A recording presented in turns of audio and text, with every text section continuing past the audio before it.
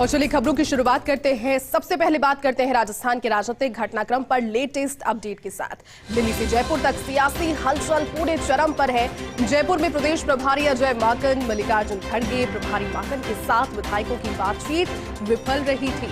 3 point agenda लेकर के प्रतिनिधिमंडल यानी कि डेलीगेशन वहां पहुंचा। हाईकमान ने खड़गे और माकन से मामला सुलझाने के लिए कहा था और आज भी बैठकों का दौर चलेगा। दोपहर में करीब 2 बजे खड़गे और माकन दिल्ली जा सकते हैं और दिल्ली जाने से पहले कोशिश दोनों की यही रहेगी बतौर पर्यवेक्षक कि किसी भी तरह से जो मामला है जब तक हाईकमान तक पहुंचे वो वस्तुस्थिति उतनी ज्यादा सरल होनी चाहिए जितनी निर्देशों के अंतर्गत बताई गई थी। वही होना चाहिए जिस तरह से सोनिया गांधी ने आदेश दिए थे कि सभी विधायकों की रजामंदी और किसी तरह का मनमुटाव इनके बीच में ना फैले। कल पूरे दिन भर ये सियासी घमासान चलता रहा।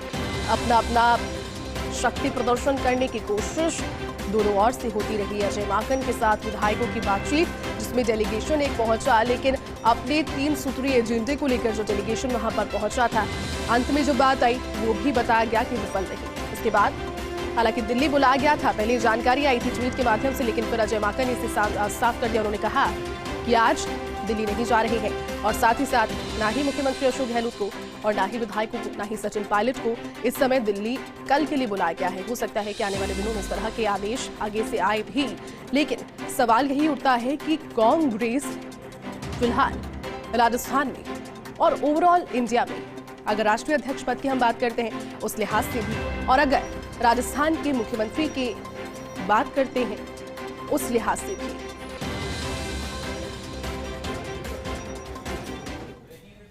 आज कांग्रेस में काफ़ी उठापटक हुई है, काफ़ी घटनाक्रम हुआ है। इस बीच मौजूद है हमारे साथ मुख्य सचेतक महेश जोशी, तमाम चीज़ों पे बात करते हैं। महेश जी, आज विधायक दल की बैठक के बजाय धारीवाल जी के घर बैठक हुई है। मुख्यमंत्री आवास जाने की बजाय सीपी जोशी के घर पे आते हैं, इस्तीफा देते हैं। क्यों ऐसी नौबत है? ये कुछ परिस्थितियाँ ऐसी आई, विधायकों के मन में शिकायत थी, आक्रोश था और उसको पार्टी प्लेटफॉर्म तक पहुंचाना प्रभावी तरीके से बहुत ज़रूरी था। हमने आला कमान तक अपनी बात पहुंचाई है, सम्मानीय खड़गे जी के सामने अपनी बात रखी है, सम्मानीय अजय माकन जी के सामने अपनी बात रखी है और उनसे आग्रह किया है कि हमारी बात आला कमान तक पहुंचाएं।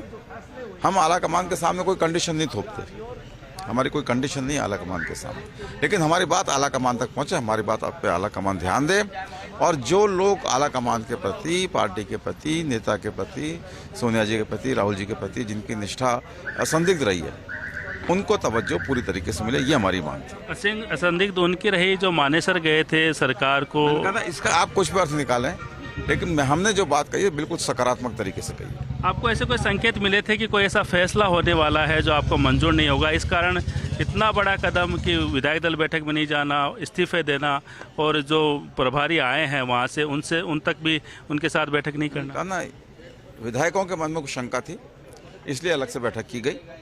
और अगर हमारे मन में आला कमान को लेकर कोई शिकायत होती है, आला कमान तक अपनी बात नहीं पहुँचाना चाहते तो हम जाते ही नहीं। हम सबसे बात करके खड़गे साहब से और माकन साहब से मिले हैं, उन तक अपनी बात पहुंचाई। स्पीकर के यहाँ क्या बात हुई, क्या आपने कहा यहाँ? नहीं, स्पीकर साहब के पास हम सब लोगों ने कहा था कि हम लोग अपने इस्तीफे देंगे, इस्तीफे देने आए थे।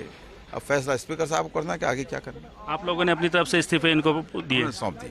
अब क्या 19 अक्टूबर तक इंतजार किया जाएगा जब कांग्रेस के नए अध्यक्ष का चुनाव होगा? नहीं, अभी तक हमारे लिए तो आला कमान का आदेश अंतिम है।